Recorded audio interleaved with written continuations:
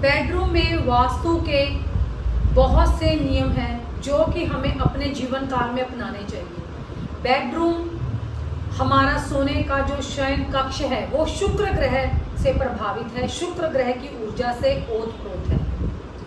पति पत्नी के जीवन का सुख का स्थान है ये। पति पत्नी के संबंधों को कितना गहरा रखता है ये स्थान।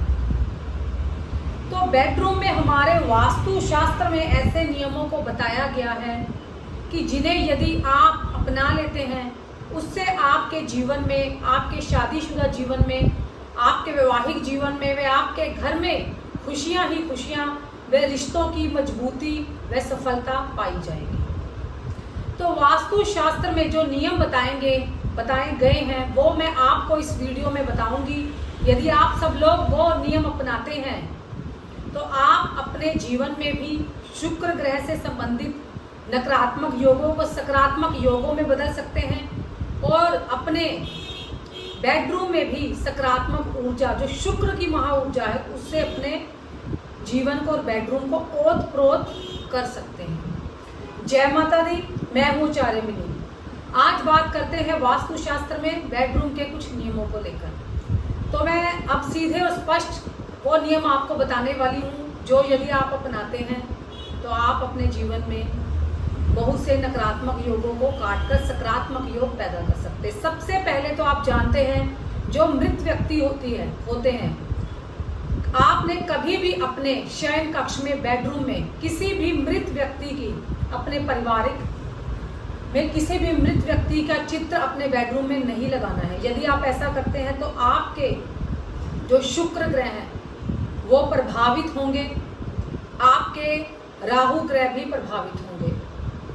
इसके अलावा आपने अपने बेडरूम में जो जूते चप्पल होते हैं वो कभी भी इधर उधर फेंक कर नहीं रखने हैं। वैसे तो बेडरूम में कहा जाता है कि जूते चप्पल को लाना ही नहीं चाहिए, रखना ही नहीं चाहिए। यदि आप रख भी रहे हैं तो उन्हें एक स्थान पर अच्छी व्यवस्था कर रखिए। नंबर 3, आपको अपने बेडरूम में कभी भी धर्म ग्रंथों या धार्मिक पुस्तकें या चालीसा कभी भी नहीं रखनी है।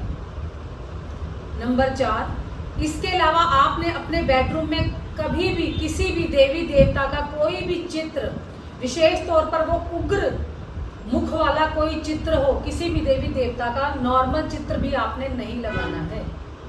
इसके अलावा आपने अपने बेडरूम में कभी भी कपल्स की जो फोटो होती है, आपकी पति पत्नी की या पारिवारिक जनों की फोटो होती है, चित्र होते हैं, वो कभी भी आपने इधर उधर फेंक कर नहीं रखना है। उसे पूरी व्यवस्था कर किसी दीवार पर या कहीं भी आप रख सकते हैं, जिससे कि आपका शुक्र और आपको अधिक सकारात्मक प्रभाव देगा।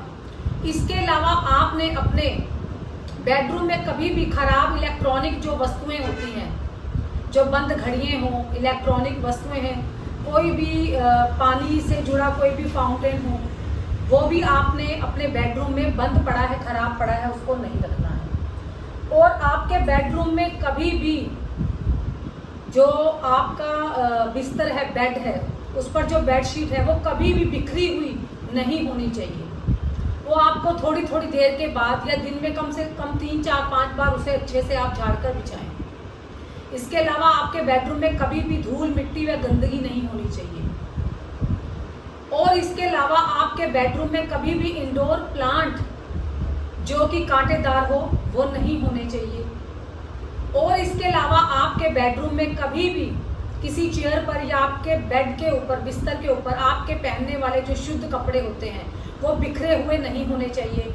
और आपके मैले जो धोने वाले वस्त्र हों वो कभी भी आपने उतार कर अपने बेड के ऊपर नहीं फेंकने हैं।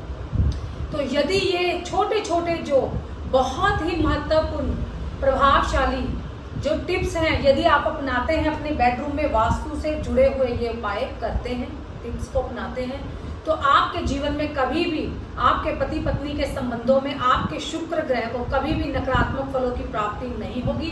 आपका शुक्र ग्रह नकारात्मक योगों से प्रभावित नहीं होगा और वो आपको नकारात्मक प्रभाव भी नहीं देगा, नकारात्मक फल की प्राप्ति भी नहीं होगी। तो यदि आप ये सब नियम और टिप्स अच्छे से अपनाते हैं तो आपका शुक्र आपको भौतिक सुख सुविधाओं का फल देगा और आपको सकारात्मक योग और राजयोगों की प्राप्ति होगी। जय माता दी।